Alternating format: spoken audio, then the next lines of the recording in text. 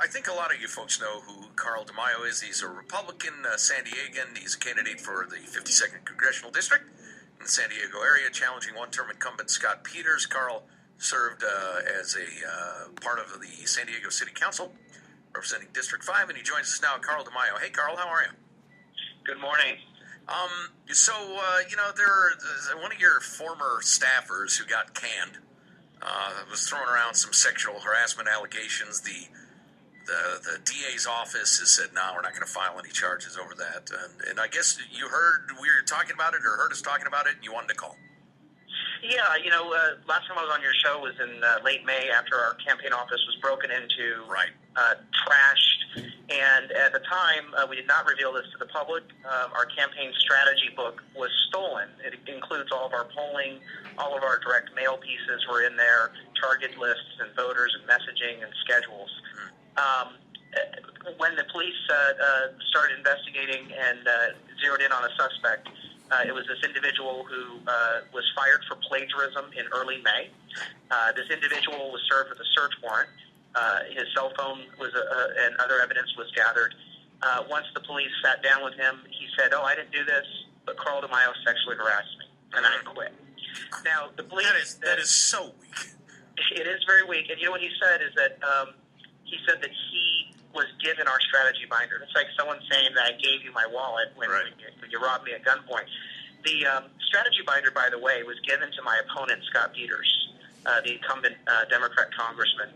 It was given to him the first week of June, and Mr. Peters refuses to disclose who gave him the stolen strategy binder that was taken during the burglary.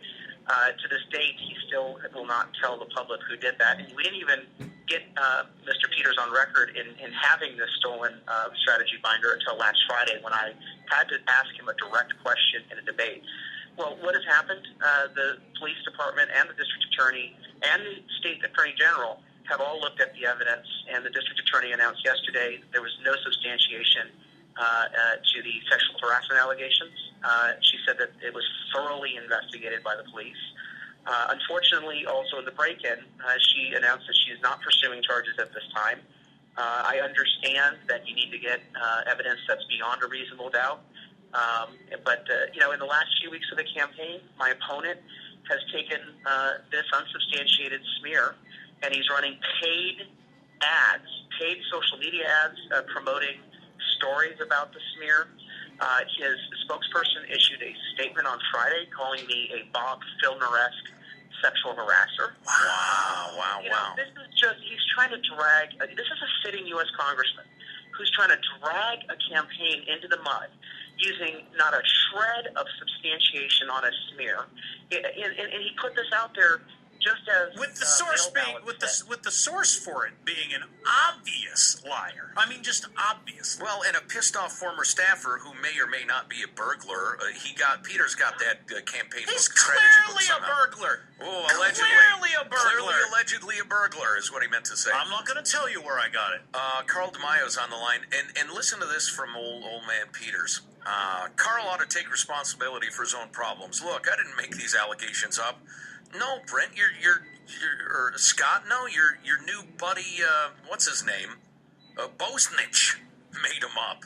Boy, that's pathetic. Well, and if it works, I mean, we just got to do away with democracy. I mean, because this is where we are in terms of the way the game is played. I mean, it's just ridiculous. Listen, Carl, it troubles me that you've gotten hit a couple of times now by opponents with kind of, in a broad way, allegations of being a pervo, and you're an out and proud gay man and a Republican. Do you think, San Diego is a fairly conservative area, do you think there's a thread of, well, he's already, kind of out of the mainstream sexually speaking, so let's exploit that. Do you think that's going on?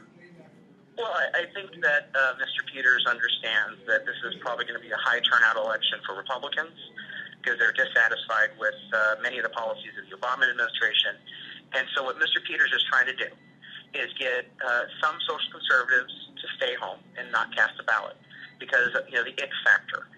Look, I don't run from the fact that I'm a gay Republican. I'm frankly proud of that. I don't think that government ought to be in our social lives or private lives. I think government ought to focus on fiscal issues, economic issues.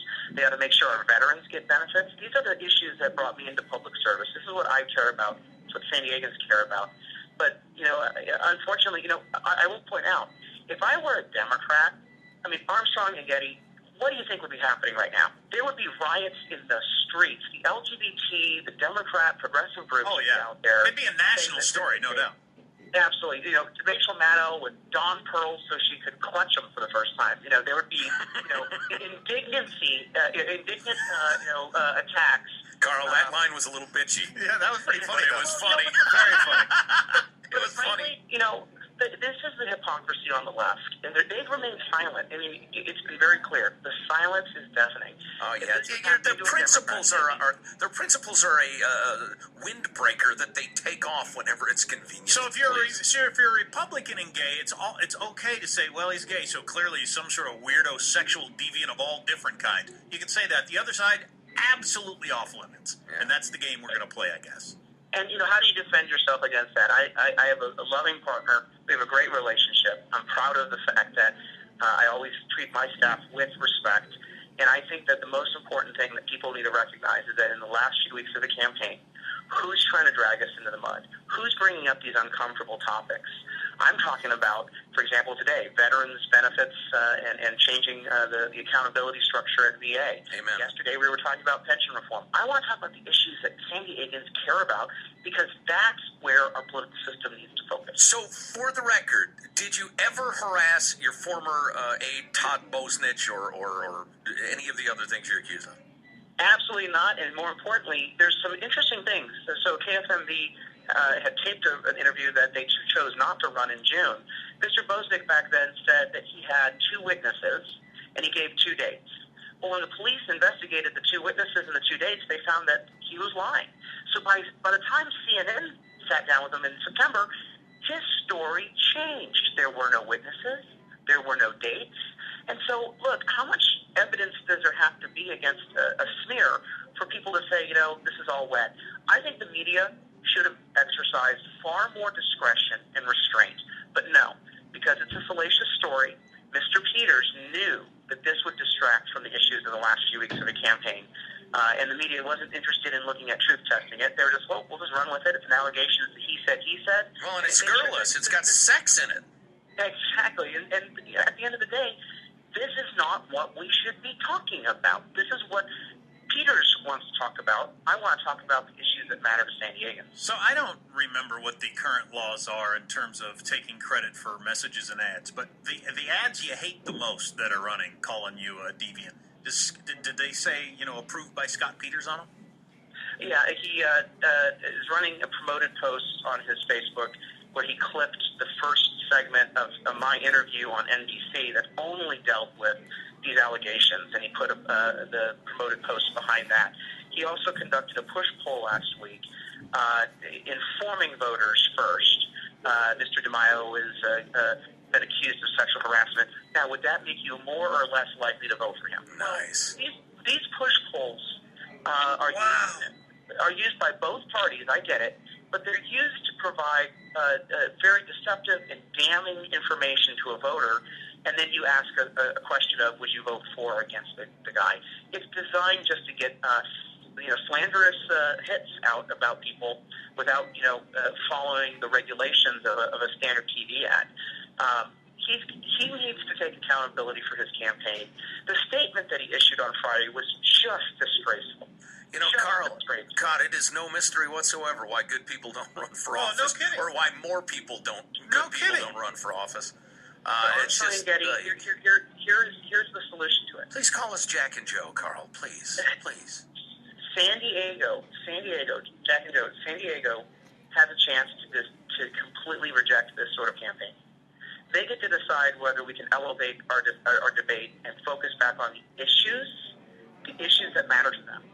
And my hope is that Mr. Peters will stop this and start focusing on the debate points that I think San Diegans want to hear about. Jobs, fixing the fiscal crisis, and fixing broken programs like the border dealing with Ebola.